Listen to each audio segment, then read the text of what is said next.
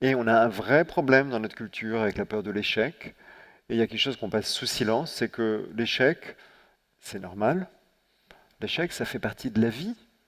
J'en parlais tout à l'heure avec Dominique Mahé, le président de la Maïf, qui me disait, ben, à la Maïf, on a institutionnalisé le droit à l'erreur, par exemple. Bon, ben ça, je trouve ça fabuleux dans une entreprise, quoi. L'échec fait partie de la vie. Moi, vous avez sans doute entendu peut-être des journalistes m'interroger sur mes succès littéraires, mes réussites. Ok, j'ai eu des succès, mais si je regarde, vous voyez, toute ma vie et ma vie professionnelle, il y a au moins autant d'échecs que de réussites, si vous voulez. Et c'est tant mieux. Et pourquoi c'est tant mieux? Parce que mes échecs dans ma vie personnelle, hein, j'ai un peu évoqué tout à l'heure mes échecs professionnels en début de carrière notamment, mais j'en ai eu d'autres après, mes échecs m'ont nourri beaucoup plus que mes succès, mes réussites. Moi, mes réussites m'ont aidé à achever mon travail sur la confiance en soi. Parce que la réussite, pour moi, ça sert à ça sert à renforcer la confiance en soi. D'accord? Mais c'est à peu près tout. C'est déjà pas mal, vous me direz, puis c'est le thème de ce soir en plus. Mais par rapport à tout ce que j'ai appris, tout le chemin que j'ai parcouru dans ma vie, c'est presque infime, je dirais. Et j'ai appris de quoi? J'ai appris de mes échecs. J'ai échoué beaucoup de choses dans ma vie. D'accord? Et c'est fabuleux d'échouer. Parce que, parce que ça permet d'avoir ce que les Américains appellent le feedback. J'adore ce mot parce que c'est intraduisible, hein. Enfin, on n'a pas de mot français pour dire ça. C'est cette notion de se nourrir en retour, d'accord? Qui est très dans la culture américaine. Donc c'est pas un hasard s'ils ont ce mot-là. On se nourrit en retour d'un échec si on ne se blâme pas, mais qu'on analyse une fois de plus. Si on ne se juge pas, en se lamentant, en disant mon Dieu, j'ai complètement échoué, j'ai été nul, il y a 500 personnes qui m'ont vu dans l'échec, etc. Non, si on 900. fait ça, c'est sûr qu'on va rien en apprendre. Et c'est 900. 900, oui, 900. Et donc, mais si, du coup, je sais plus où j'en étais, je vais échouer, hein. Pardon. Et donc, et donc, de ces échecs, si on se libère du jugement de soi et qu'on se pose pour regarder la situation, on se dit, OK, qu'est-ce qui m'a amené à ne pas réussir comme je le voulais? Mais on va apprendre des tas de choses. On va peut-être avoir un retour sur le fait qu'on n'était pas assez formé, et c'est une information précieuse sur le fait qu'il faut se former plus. Et on va peut-être, dans certains cas aussi, avoir une information sur le fait qu'on se trompe de voie. Mais c'est essentiel. Moi, je vous ai dit qu'à 23 ans, à mon poste de jeune cadre financier, je m'épanouissais pas, mais j'ai omis de vous dire que j'étais en situation d'échec. Bon, chez moi, ça va de pair. Je suis incapable de me forcer à faire quelque chose que j'aime pas. Mais la résultante, croyez-moi, c'est que j'échouais, hein. Mes managers étaient catastrophés devant mon travail. Donc c'était un véritable échec. Oui, mais imaginez maintenant que j'ai réussi à sauver les meubles, à faire mes petites analyses d'écart dans mon coin tant bien que mal, et donc finalement à réussir la mission qui m'était confiée. J'y serais peut-être encore aujourd'hui. Est-ce que j'aurais gagné quelque chose au final? Donc moi, ça a été quelque chose de précieux pour moi. Je me suis nourri de ça, parce que ça m'a aidé à comprendre que j'étais pas fait pour ça. Je vous disais tout à l'heure, quelques années plus tard, je me suis essayé dans l'import-export. Même chose, j'ai échoué. Et ça m'a amené à réaliser que non, le commerce, c'était pas du tout pour moi. Mais alors, pas du tout, du tout. Donc c'est précieux comme information, ça. C'est précieux. Mm. Mais les Américains, ça l'ont bien intégré aux États-Unis. Vous pouvez même créer une boîte, la planter totalement, et puis vous aurez quand même encore une valeur sur le marché du travail, quoi. Il y a une célèbre histoire de Paul Watson, le fondateur, je crois, d'IBM, qui reçoit dans son bureau je crois que c'est un commercial. D'IBM? Ouais, je crois que c'est IBM. Non, Paul Watson, c'est Bon, le. peu importe, une boîte américaine, voilà. Ouais. J'ai encore échoué. Donc il reçoit ce commercial qui vient de planter, c'est une histoire vraie, hein, une affaire à plusieurs millions de dollars. D'accord? Donc le gars rentre la queue entre les jambes dans le bureau du PDG, de Watson, et d'entrée de jeu, il lui dit, voilà, bon, il lui dit, bon, j'imagine que vous allez me demander ma démission, ok, vous l'avez, quoi. Et Watson le regarde et lui dit, quoi? Je viens d'investir 10 millions de dollars dans votre formation et vous voulez partir? Histoire vraie. Ça amène la question que je voulais poser voilà, enfin, que je voulais. Ça y est, j'arrive plus à formuler mes phrases. C'est contagieux, méfiez-vous. Euh, Avoir confiance en les autres, ça veut donc dire accepter aussi leurs erreurs. Ça veut Mm. pas dire être sûr qu'ils vont faire bien, Mm. mais ça veut dire Oui, être conscient qu'ils vont peut-être faire mal et que c'est pas grave. oui, oui, tout C'est à pas fait. facile ça. Non, mais tout ça, c'est lié. C'est pour moi la confiance dans le monde, la confiance dans les autres et la confiance en soi sont liées. Ce sont les différentes phases d'une même pièce. Moi, je crois, et c'est peut-être lié à ma vision, mon prisme d'épée, hein, développement personnel, mais je crois que c'est une bonne idée de commencer par soi, par un travail sur soi, donc commencer par développer de l'estime de soi, une confiance en soi, et que tout naturellement, on sera guidé vers la confiance dans les autres et puis la confiance dans la vie, d'accord? Parce que je pense que c'est difficile d'avoir confiance dans les autres si on n'a pas confiance en soi. Et je pense qu'en effet, si on est très intransigeant avec les autres, c'est qu'on l'est aussi avec soi-même, en général. Donc si on a tendance à voir les erreurs chez les autres, leurs manquements, leurs imperfections, c'est souvent qu'on se comporte de la même manière, parfois inconsciemment vis-à-vis de soi-même, vous voyez. Donc apprenons déjà à accepter nos défauts, à accepter nos erreurs, et tout naturellement, on sera beaucoup plus tolérant envers les erreurs et les manquements des autres, quoi. Et par là même, on sera plus confiant. Il y avait cette petite phrase que j'avais lue dans votre dernier livre que j'aimais beaucoup. Cherche le divin en toi plutôt que le diable chez les autres. Mhm. Cherche le divin en toi plutôt que le diable chez les autres. C'est pas mal ça. Merci. Bien sorti. Ça crée une incidence en fait sur la notion voilà, de jugement sur soi, de défaut, des choses qu'on considère comme un défaut. Il y a aussi quelque chose que vous préconisez par rapport à nos défauts, Ah bon? que je vous entends dire il n'y a pas longtemps encore. Où vous dites que quand on constate qu'on a un défaut, une propension à faire quelque chose qui n'est pas forcément terrible, on a envie de le bloquer. On est dans une position un petit peu guerrière de vouloir arrêter. Et vous vous dites non, il ne faut pas essayer de se bloquer comme ça, il ne faut pas essayer de stopper ses défauts, il faut essayer de rajouter quelque chose dessus. Hmm. Alors je crois que j'ai rien compris. Non, non, J'ai c'était bien un peu compris. ça en effet. Sur le moment, je me suis dit, c'est pas moi. Mais si, si. Si, si. Oui, en fait, l'idée, mais je ne l'ai pas évoqué tout à l'heure. Je vieillis vraiment. Ah, je me répète alors en plus. Prendre En l'Alzheimer. fait, quand on a des difficultés, d'accord, dans la vie où on repère un schéma psychologique en nous dont on veut se défaire, la tendance est en effet de retirer quelque chose en nous, d'accord? L'exemple de tout à l'heure, c'est je me juge sévèrement, bah, j'ai envie de retirer ça hein, que j'aime pas en moi, d'accord? Cette tendance à me juger sévèrement. Et en fait, assez souvent ça marche pas, ou alors c'est extrêmement difficile. Et donc, une bonne solution pour moi, c'est d'ajouter quelque chose. Si je vous en ai parlé tout à l'heure, je vous disais que le cerveau avait des choix, d'accord, Ah, fonctionnaire. j'étais pas là, moi. Hein. Pour le meilleur choix. Faut écouter quand je parle, Stéphane. Et donc, le fait d'ajouter quelque chose, hein, d'où l'idée tout à l'heure pour l'estime de soi de faire ce petit exercice qui consiste à prendre conscience de ce qu'on a fait de bien dans une journée, on ajoute quelque chose, et comme on ajoute quelque chose, on offre un nouveau choix à notre Oui. cerveau. Donc c'est cette idée vraiment d'ajouter et pas de lutter. Je pense que dans plein de domaines, et pas que avec soi-même, je pense que la lutte est vaine. D'une manière générale, dans la vie, je crois que on renforce ce contre quoi on lutte. Et c'est vrai dans bien des domaines, et malheureusement aussi dans la lutte anti-terroriste, on pourrait en parler, même si c'est pas le débat de ce soir, quoi. Bah, si, si.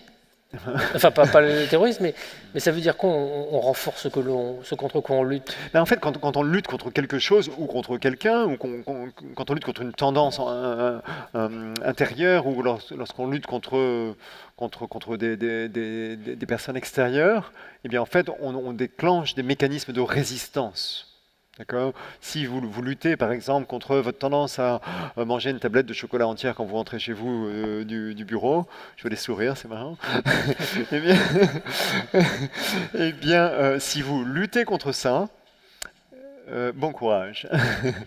Bon courage. Parce que si vous forcez, vous voyez, à faire régime, si vous forcez à faire des diètes, des jeûnes, eh bien, en fait, qu'est-ce qui va se passer? Vous allez avoir une espèce de résistance en vous qui sera, croyez-moi, beaucoup plus forte que votre capacité à lutter. Et vous ne gagnerez pas. Vous ne gagnerez pas. On sent le vécu, là. Pardon? On sent le vécu. On peut le dire, oui. Et donc là encore, une autre solution, c'est une forme d'acceptation, ce qui peut heurter certaines oreilles, parce que c'est pas dans notre culture, une fois de plus. Hein. Une forme d'acceptation en se disant, ok, j'ai envie d'ouvrir le placard de la cuisine et de prendre cette tablette au chocolat, au lait, avec des noisettes peut-être, je sais pas, qui est vraiment délicieuse ou pralinée. J'ai envie, et c'est ok, j'ai le droit. C'est chez moi, c'est mon placard, c'est ma tablette, j'ai le droit. Et partant de là, je l'accepte pleinement, d'accord? Et peut-être que je vais le faire dans une minute d'ailleurs. La loge est bien garnie d'ailleurs, j'ai fait. Donc, je l'accepte. Et partant de là, je m'accorde juste une petite minute pour savoir si c'est vraiment ce dont j'ai envie au fond de moi. Une fois de plus, un peu d'introspection, comme ce que je vous invite à faire le soir. Et donc, ça veut dire quoi? Ça veut dire être à l'écoute de soi-même, à l'écoute de son corps. Pour moi, c'est le corps qui doit commander la nourriture, c'est pas le mental, quoi. Et en fait, quand on prend une petite minute juste pour essayer d'écouter son corps, euh, par rapport à des envies boulimiques, eh bien, on se rend compte que finalement, c'est pas mon corps qui réclame ce chocolat. Mon corps n'a pas faim, mais c'est plutôt autre chose. C'est peut-être parce que j'ai eu pas mal de stress dans la journée et que j'ai envie de quelque chose qui me détende. Et le sucre est très efficace pour ça, quoi. Ou alors que j'ai été contrarié, j'ai envie d'un peu de plaisir. Et ça apporte du plaisir, n'est-ce pas, de prendre un carré de chocolat. Et si je prends conscience de mon besoin réel, hein, et ça présuppose une fois de plus d'être suffisamment à l'écoute de soi-même, à ce moment-là, je peux, et une fois de plus, c'est pas une obligation, mais je peux choisir un autre moyen d'assouvir ce besoin réel. Nutella? Je vois qu'il y a... Si c'est mon besoin, c'est reposer du stress, bah, je vais peut-être m'allonger 5 minutes sur le canapé, et peut-être que ça suffira, et je vais réaliser que bah, j'ai plus envie de chocolat. Hein. marche pas. Non mais Et si, vous voyez, si j'ai besoin d'un peu de plaisir, je peux peut-être trouver une autre façon de me faire plaisir, mais tout en ayant à l'esprit que je peux aussi me prendre du chocolat. Vous voyez, c'est pas de la lutte. C'est pas de la lutte. Et si vous ne luttez pas avec vous-même, déjà il n'y a pas une guerre à l'intérieur de vous-même, ce qui est quand même plutôt sain, y compris en termes de santé.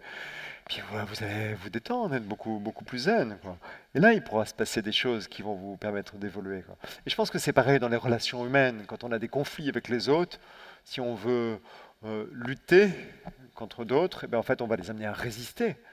Parce que plus on exerce une force, ouais, c'est presque de la cybernétique ou de la mécanique, même tout simplement. Quand on exerce une force dans une certaine direction, eh bien, ça génère immédiatement une force contraire de même intensité. Les physiciens le savent bien. Je ne suis pas plus physicien que neurologue, notez bien.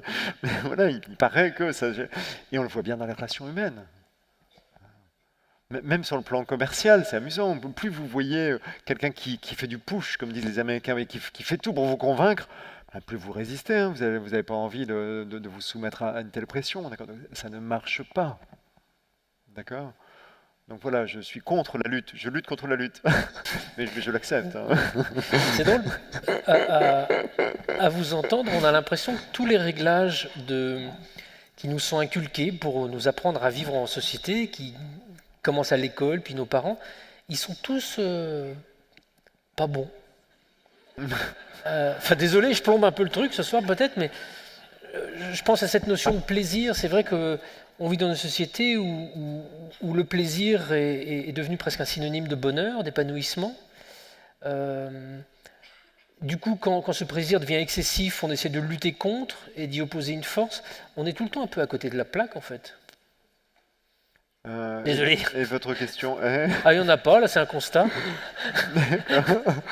Non, j'essaie toujours à travers ces constats mobilisateurs, Oui, de oui. faire de vous questionner un petit peu sur cette capacité à sortir voilà, d'une espèce de choses qui nous sont inculquées par tous les côtés que l'on regarde de notre société, télévision, amis, relations sociales, etc., où on nous dit tous bats-toi pour obtenir ce que tu dois obtenir, défends-le, ne le quitte pas, sois raisonnable, fais-toi plaisir, tu atteindras le bonheur. Et en fait, c'est pas du tout ça. Ben, en fait, vous savez, tout est lié, quoi. C'est pas un hasard si on a la culture qu'on a. C'est pas un hasard si on a les habitudes de penser que l'on a. Donc je pense qu'en amont, tout ça est lié à une espèce de vision de la vie. Il se trouve qu'on est dans un pays occidental qui a une vision globalement plutôt matérialiste de la vie, matérialiste au sens philosophique du terme, c'est-à-dire croire que la vie est matière. D'accord, l'immense majorité des gens pensent qu'on est juste de la matière, un amas d'atomes, d'accord, de molécules, et qu'à notre mort, il n'y aura plus rien, tout ça va devenir poussière. Donc c'est une vision de la vie que je ne juge pas, d'ailleurs, parce que j'ai aucun moyen de savoir si c'est la réalité ou pas. Ce qui est certain, en revanche, c'est que comme toutes les visions de la vie, euh, elle induit un certain nombre d'effets. Et il y a un effet de cette vision matérialiste de la vie qui, selon moi, pousse à un certain nombre de choses, qui est précisément ce qui peut ensuite poser problème. Par exemple, la consommation. Hein, on entend souvent les gens râler sur ah, on consommer, consommer, il y a autre chose dans la vie, etc. Oui, c'est vrai. Et en même temps, pourquoi est-ce qu'on consomme tous? Pourquoi est-ce qu'on consomme? Pourquoi est-ce que on parlait de se faire plaisir avec du chocolat? Pourquoi est-ce qu'on cherche aussi à se faire plaisir en faisant du shopping? Pourquoi finalement? Alors qu'on sait bien qu'on n'a pas besoin des choses qu'on achète, quoi. Et mon sentiment est que c'est la résultante directe d'une vision de la vie matérialiste. Pourquoi? Parce que si vous croyez que vous n'êtes que de la matière, bref, que vous êtes là sur Terre juste pour quelques décennies et après plus rien, bah, ça induit déjà un comportement individualiste. Parce que si je ne suis que ça et qu'après il n'y a plus rien, bah, c'est ma pomme d'abord, hein, parce que j'ai qu'une vie, et, voilà, donc je vais en profiter, d'accord? Donc ça me pousse à l'individualisme. Hein, je ne vais pas perdre du temps à m'occuper de vous si après moi il n'y a plus rien. Hein. Ça pousse à l'individualisme et ça pousse à la consommation de plaisir. Parce qu'il faut que je rentabilise mes quelques décennies à passer sur Terre. D'accord? Donc je vais chercher tous les plaisirs tout ce dont je sais que la résultante sera un certain plaisir. Et donc, quelque part, j'ai envie de dire que ça pousse dans la mauvaise voie. Il ne faut pas avoir de jugement par rapport à ça, mais en tout cas, ça pousse dans une direction dont de nombreux sages, hein, et philosophes savent que, en fait, c'est pas ce qui va vraiment, véritablement nous nourrir. Hein, ce qui va nous nourrir, je l'évoquais tout à l'heure, c'est plutôt les relations, c'est l'épanouissement lié au fait de se réaliser, parce qu'on a écouté son cœur et on va dans la direction désirée, hein, du plus profond de nous. Ça va nous rendre heureux, quoi. C'est pas ce qu'on consomme, vous voyez, mais ce qu'on consomme est le fruit de cette vision du monde. Donc je pense que tout est lié. C'est-à-dire, pour moi, si on fait évoluer notre vision du monde, bon, et c'est une démarche personnelle, donc je vais pas vous vendre une vision du monde toute faite, vous voyez, mais si juste on s'interroge sur le fait on est peut-être autre chose que de la matière, une fois de plus, c'est pas vous que je dirais ça, Stéphane, qu'il y a peut-être quelque chose au-delà de la mort. À ce moment-là, ça met toutes les choses en perspective, ça met toute notre existence en perspective. Et peut-être qu'à ce moment-là, on se sent moins obligé de surconsommer ou de s'adonner à diverses formes de plaisir addictifs, vous voyez, parce que s'il y a autre chose, à ce moment-là, ça peut me permettre d'accéder à un autre état de conscience, à me connecter à quelque chose qui me dépasse, qui est plus grand que moi. Et ça change complètement la vie à ce moment-là. Mais sans se poser la question de l'existence ou non d'une dimension spirituelle qui effectivement appartient après peut-être à la relation intime de chacun, vous avez employé plusieurs fois le mot de mission de vie dans votre exposé. C'est quoi une mission de vie? D'où ça vient? Enfin, c'est Dieu qui a décidé? Comment vous voyez les choses? Eh bien, en fait, je pense que alors moi, ma vision à moi n'est pas qu'on est là pour quelques décennies juste pour consommer et avoir du plaisir. C'est aussi ce qui a fait que c'était inacceptable pour moi à 23 ans de continuer dans un métier pas intéressant. J'avais un copain à l'époque qui avait fait les mêmes études que moi, qui avait le même métier et qui en arrivait au même constat. Il ne s'épanouissait pas dans son job et il me disait mais c'est pas grave, moi j'attends les week-ends, les vacances et la retraite. Il a lâché ça à 23 ans, hein. Vraiment. Bon, voilà. Euh, donc moi, ma vision de la vie n'est pas qu'on est là juste pour en profiter, consommer, avoir du plaisir. Je pense qu'il y a autre chose. Quoi, je ne sais pas dire. J'appartiens pas à une secte, j'appartiens pas à une religion. Mes parents avaient deux religions différentes, ce qui me donne une grande liberté par rapport à ça. Et je pense qu'il y a autre chose. Je pense qu'on n'est pas que de la matière. Je ne sais pas vous dire quoi. Est-ce que c'est Dieu? Est-ce que c'est autre chose?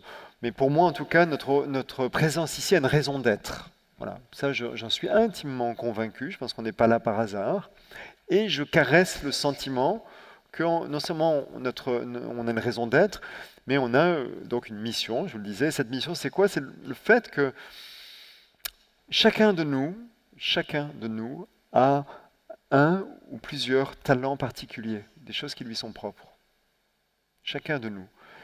Et on ne le sait pas forcément. Je pense que la plupart des talents restent cachés, mais on a tous des talents dans tous les domaines, dans tous les domaines. Et je pense que c'est pas un hasard. Alors c'est ma croyance, hein, je l'assume en tant que croyance. Je n'affirme pas que c'est la réalité. Mais je pense que chacun de nous a ce talent et que ce n'est pas dû au hasard. Je pense qu'on est là pour accomplir quelque chose. et qu'on détient en nous justement les talents, le talent qui va nous permettre d'accomplir cette chose-là, quoi. Et ce qui est intéressant par rapport à cette vision, je trouve, c'est que ça fait voir la vie un peu, ça fait voir la vie comme une aventure finalement. Aventure déjà de découverte de soi, en se disant, quels sont mes talents finalement? Quelle est ma mission? En quoi je peux, moi, petit être humain, 1 sur 7 milliards, petite poussière dans l'univers, en quoi je peux apporter ma pierre à l'édifice? Qu'est-ce que je peux apporter à l'humanité? Qu'est-ce que je peux apporter au cosmos? Qu'est-ce que je peux faire finalement? Et donc, en quoi je suis bon quelque part? Oui, quelles sont mes capacités? Je pense que les capacités qu'on a ne sont pas dues au hasard. Et donc, ça devient un jeu, ça devient une aventure de se découvrir, de se connaître soi-même, hein, ce qui est inscrit sur le fronton du temple de Delphes, hein, parfois prêté à tort à Socrate, hein, connais-toi toi-même. Et pas plus d'ailleurs, est-il écrit, et ça on l'oublie toujours, c'est très intéressant, là. Mais bon, c'est un autre sujet. Et donc se connaître soi-même, la vie est une aventure, se découvrir, savoir ce pourquoi on est fait finalement, et ce qu'on a envie de faire, qu'est-ce que nous dit notre petite voix, dans quelle direction aller, quoi. Et à ce moment-là, c'est une aventure. Et à ce moment-là, on peut trouver des choses qui sont tellement épanouissantes que, et ça c'est vrai Stéphane, je sais que vous ne me croirez pas mais c'est vrai, à ce moment-là, la tablette de chocolat devient secondaire. Elle n'est pas interdite pour autant, mais elle est juste superflue, on n'y pense plus.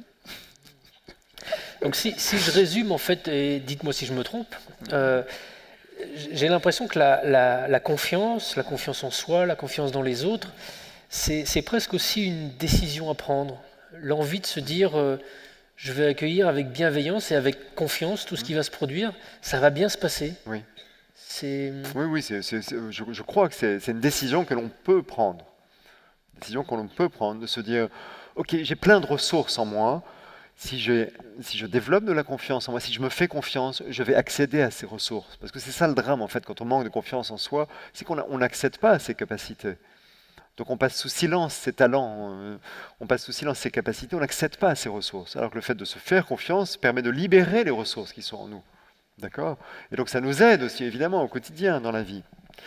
Donc, confiance en soi et confiance dans les autres, c'est pareil. C'est-à-dire, en fait, il y a vite, je l'évoquais tout à l'heure, une dynamique une spirale, une dynamique positive qui se met en place quand on ose le pari de la confiance. La Maïf disait l'audace de la confiance. Quand on ose ce pari-là, eh bien, à un moment, il se passe des choses positives pour nous. Parce que lorsqu'on a une attitude d'ouverture envers les autres, et c'est bien ce qu'induit la confiance, eh bien, ils nous le rendent à un moment donné. Je vais vous raconter une petite histoire. C'est une histoire américaine. Donc elle se passe aux États-Unis, ça se passe dans les montagnes rocheuses. C'est une petite fille qui fait une randonnée avec son papa. Donc elle est dans les montagnes. Vous savez, imaginez ces montagnes rocheuses absolument magnifiques, ces rochers très très verticaux, c'est vertigineux, c'est immense. Il y a des sapins verts, un ciel bleu, donc ils sont là, ils se promènent, ça sent bon l'odeur des épineux. Et puis la petite fille, à un moment donné, elle a 6 ans, elle s'écrie «C'est fantastique!» Et elle entend «C'est fantastique!» Alors elle est très surprise, c'est la première fois qu'elle entend quelque chose comme ça. Alors elle fait «C'est génial! C'est génial!» Très surprise, elle se retourne vers son papa qui ne dit rien. Elle fait «Qui t'es? Qui t'es? Non, toi d'abord! Non, toi d'abord!» Et là, elle devient agacée. À 6 ans, on s'agace assez vite. J'en ai une, je sais.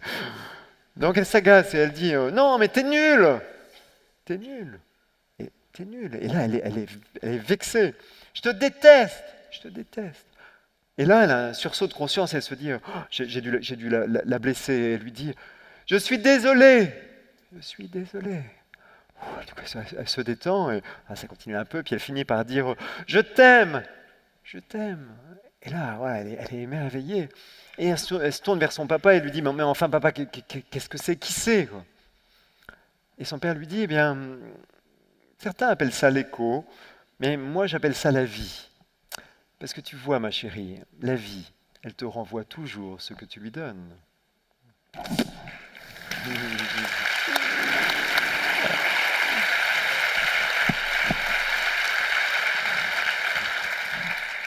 ça, c'est envoyé. Comme vous disiez que merci pour tout ce partage. Vous disiez que voilà, la vie, c'est la confiance, c'est la relation. Donc on a encore un peu de temps. J'ai envie de me taire et puis de vous laisser la parole, parce que je suppose qu'il y a pas mal de questions qui vous sont destinées. Je crois qu'il y a des micros qui tournent. Alors levez bien le bras, et puis ceux qui veulent poser une question, levez-vous, qu'on vous voit. Voilà, monsieur au milieu. Alors vous pouvez poser toutes les questions que vous voulez. Et inversement. Monsieur Sand.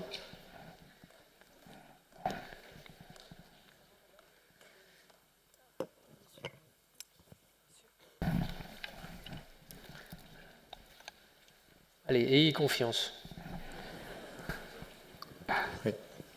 Bonsoir. Bonsoir, j'ai écouté attentivement tout ce que vous avez dit et je trouve beaucoup de similitudes avec une chose que je viens de découvrir qui s'appelle la CNV. Et j'aurais voulu savoir si dans votre parcours de développement personnel, vous aviez côtoyé cette technique-là, donc on appelle la communication non violente, et qu'est-ce que vous en pensiez par rapport à vos conseils que vous nous avez donnés. Que du bien. Alors, oui, je connais un petit peu la communication non violente. Je ne suis pas un spécialiste, je n'ai pas été formé spécifiquement à ça. J'ai lu sur la communication non violente. En fait, c'est juste en deux mots, hein, c'est un certain nombre d'outils, même d'outils, de techniques, au-delà de ça, de démarches, je dirais une certaine démarche dans la communication qui vise à se tourner vers l'autre lorsqu'on a des difficultés de communication, ce qui est banal, hein, avoir des problèmes de communication, c'est se tourner vers l'autre, non pas pour formuler des reproches lorsque l'autre personne vous a blessé, par exemple, mais plutôt pour parler de votre ressenti. Je vous donne un exemple concret, si quelqu'un dit quelque chose qui vous vexe profondément, plutôt que de contre-attaquer, de lutter, comme on disait tout à l'heure, de contre-attaquer, ou même simplement de le lui reprocher, juste se contenter de dire, bah, tu vois, quand tu dis ça, moi, ça me vexe un peu, parce que ceci, cela. D'accord? Donc en fait, le bénéfice, c'est que c'est pas du tout agressif, donc ça jette pas de l'huile sur le feu, ça va pas envenimer la situation, et il y a un discours de vérité derrière ça. C'est-à-dire, en fait, vous dites ce que vous ressentez quand l'autre prononce cette parole, quoi. Et en fait, ce qui a été démontré, c'est qu'une telle attitude, eh bien, désamorce complètement les conflits. C'est-à-dire l'autre n'a plus du tout envie de vous agresser parce que vous avez été transparent avec lui, vous lui avez dit à quel point ces paroles, en l'occurrence, hein, dans cet exemple, ont été blessantes pour vous, quoi. Donc il y a une espèce de transparence et de non-violence, hein, un peu à la Gandhi, quoi, de non-agressivité.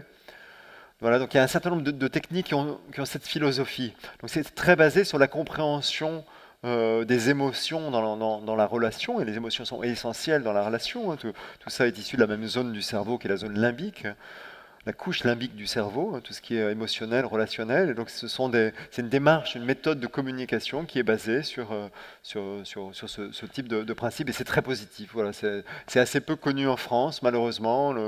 Le fondateur de la CNV est décédé il y a 6 mois et il n'y a pas eu une ligne dans les journaux en France. Voilà, c'est un peu dommage, mais voilà, je pense que c'est quelque chose qui gagne à être un peu plus connu, quoi. Autre question? Madame là-bas. Oui. En attendant que le micro lui parvienne, est-ce que le fait de ne pas réagir violemment à quelque chose qui nous blesse n'a pas aussi peut-être pour conséquence de nous frustrer, de taire cette souffrance, de nous contraindre et de nous déprécier finalement, parce que finalement on n'exprime pas ce qui nous énerve?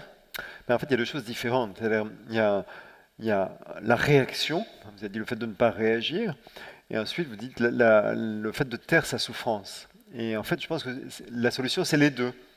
C'est pas réagir, parce que ça va rien apporter, quoi, mais pas non plus taire sa souffrance. Si je souffre, si je ressens quelque chose, si je suis blessé, si je suis vexé, comme dans mon exemple, eh bien, je n'ai pas à le taire, en effet. Et au contraire, le fait de l'exprimer va m'en libérer.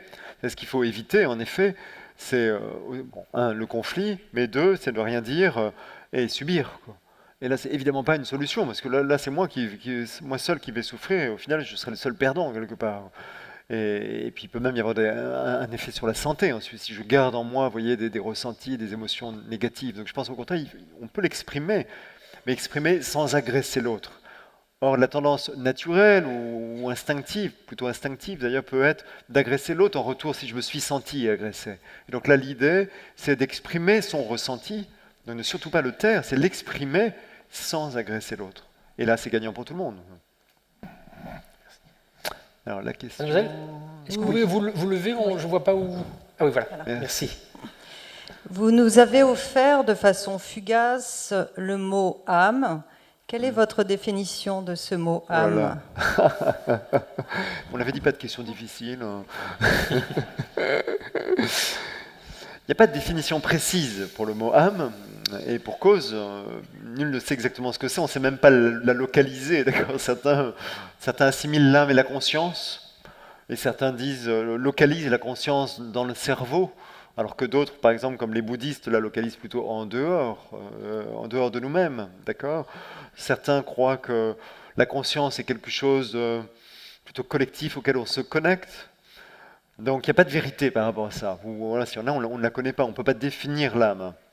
Ce qui est certain, et je l'ai évoqué tout à l'heure, c'est que j'ai pas une vision matérialiste de la vie. Donc moi, je pense que voilà, on a une âme, une conscience, appelez ça comme vous voulez. Et au-delà de ça, je pense que un chemin intéressant dans la vie est d'éveiller sa conscience, d'éveiller son âme. Éveiller sa conscience, pour moi, c'est passer à un autre niveau de conscience. Et cet autre niveau de conscience, alors c'est très dur de l'exprimer, parce que dès qu'on touche à des choses un peu spirituelles, on manque de mots, et pour cause, une fois de plus, on est plus sur des choses tangibles, matérielles. Mais pour moi, un chemin, et ça j'ai juste envie de dire ça, un chemin naturel vers un éveil de la conscience et de l'âme, est de commencer à un niveau psychologique. C'est-à-dire que je pense que ça pourrait être une erreur de trop tôt dans la vie se connecter au spirituel, entreprendre une démarche spirituelle avant de travailler sur soi, parce que ce que j'ai personnellement pu constater dans un pareil cas de figure, c'est que la démarche spirituelle se transforme en oubli de soi. Et je pense que si à un moment donné on s'est incarné ici, dans ce corps, dans cette peau sur Terre, c'est pour vivre, mais de manière charnelle, notre vie. Vous voyez, on est là pour expérimenter, on est là pour agir aussi, vous voyez. Et donc, il ne faut pas trop tôt quitter tout ça.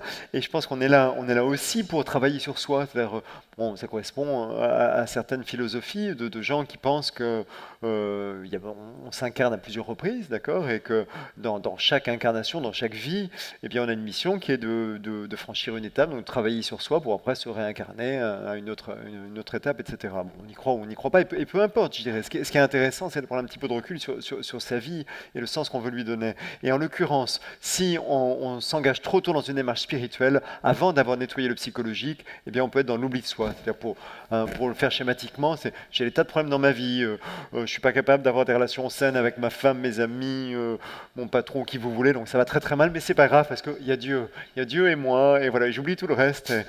Et je pense pas que ce soit une solution dans la vie. D'accord. Donc je pense que c'est une bonne idée de commencer par travailler sur soi à un niveau psychologique, ça veut dire résoudre ses problèmes, avec un thérapeute, un psy, ou tout seul, avec des bouquins, tout ce que vous voulez, peu importe, il y a plein de moyens, il n'y a pas une méthode, mais travailler sur soi dans le but de résoudre l'essentiel de ces problèmes. Ça ne veut pas dire passer 15 ans sur un divan, ça ne veut pas dire passer sa vie entière à se regarder le nombril. Ça veut dire travailler suffisamment sur soi, et y compris en thérapie brève, où on fait des choses quand même assez fabuleuses en peu de temps, travailler suffisamment sur soi pour être à peu près bien dans ses baskets. C'est OK dans la vie d'avoir des petites difficultés, de se mettre parfois en colère, et vous voyez, d'avoir des petits problèmes. Mais il faut un juste milieu. Il faut quand même arriver à un niveau où vous considérez que, OK, vous êtes bien dans vos baskets, vous n'avez pas de gros problèmes, vous n'avez pas des schémas récurrents dans vos relations de couple ou professionnelles ou autres qui se terminent toujours pareil, d'accord? Donc quand vous considérez que vous êtes globalement bien dans votre peau, eh bien vous constaterez quoi? Vous constaterez que assez naturellement vous passerez à autre chose. Parfois les journalistes me disent, mais le développement personnel, c'est une démarche égoïste. C'est tout sauf ça. Commencez par travailler sur soi, par s'aimer soi-même, et après, naturellement, je pense que c'est vrai pour tout le monde, on se tourne plus vers les autres. Et l'amour qu'on peut avoir pour les autres, à ce moment-là, est plus sincère, une fois qu'on s'aime soi-même, vous voyez, une fois qu'on a résolu ces problèmes. C'est peut-être le véritable amour à ce moment-là. Et donc, c'est déjà une démarche spirituelle de développer de l'amour des autres. C'est déjà en soi une démarche spirituelle, quoi.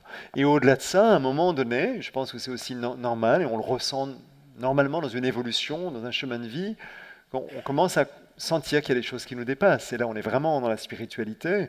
Et à ce moment-là, voilà, on entreprend une démarche d'une forme d'éveil de conscience. Alors, on appelle ça comme on veut, selon le courant spirituel choisi. Et peu importe, je dirais, vous voyez. Mais c'est vrai que je pense que c'est intéressant dans la vie, à un moment donné, de découvrir que Ah, ça peut sembler énorme ce que je vais vous dire et même vous choquer, mais découvrir qu'on n'est pas ce qu'il y a de plus important sur Terre. Ça peut être choquant pour un esprit occidental et en même temps, c'est super agréable.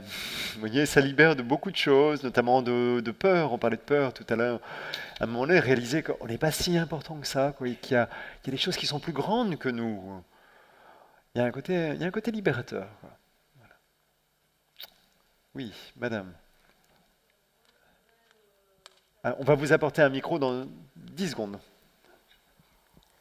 Moi, je voudrais faire partager un des plus beaux témoignages de confiance que j'ai reçu cette année. François Truffaut disait les plus grandes surprises, on les a avec les enfants.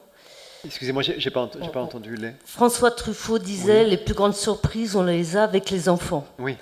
Donc j'interviens dans une école, j'entre dans la classe pour la première fois, et Madelon, du haut de ses 3 ans, sans me connaître, se jette dans mes bras.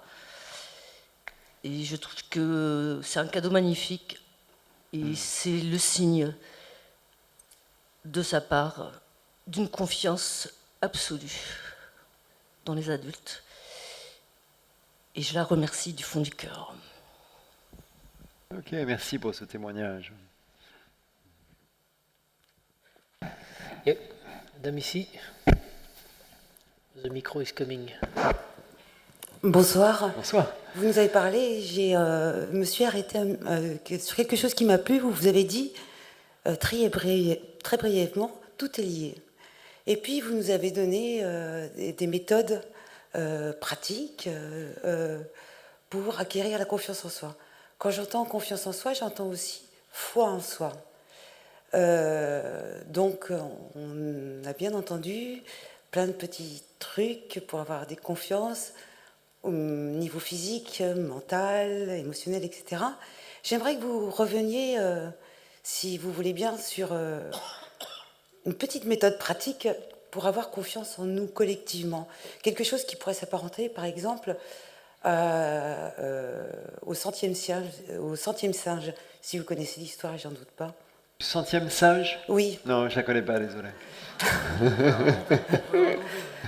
Alors, l'histoire du centième singe, c'est un singe un jour, dans une tribu de singes, tous les singes mangent des bananes, et ils mangent tous les bananes avec la peau. Un centième singe, c'est ça? Oui, c'est ça.